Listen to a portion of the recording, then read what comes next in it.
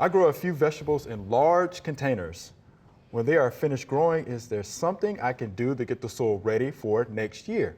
I cover the containers for winter. I would like to enrich the soil and destroy any harmful pests that survive the winter. My husband and I are no longer able to lift heavy bags of soil. Thanks, and this is Pat from West Virginia. So, yeah, we don't want them to have to lift those heavy bags of soil because they are heavy. Of course not. That's what grandchildren are for. Right.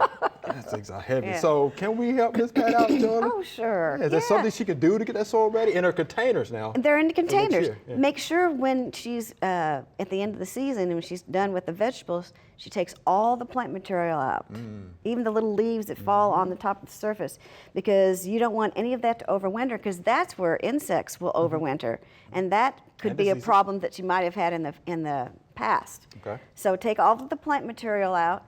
And you know what would be wrong with putting a cover crop in? Because that would help enrich the soil. She could put some greens or something like that, the nitrogen fixating plants in there. Yeah, she grow lettuces and mushrooms and kale. And then when that, in the spring, when you're done with that, then you just take a trowel and turn that under, and that would help enrich the soil, and they would decompose right there and add to the nutrients in her containers. I like it. So a couple of different options here for you, Miss Pat. And then good sanitation. Yeah, practice as good she sanitation. Said. Yeah. Definitely do that.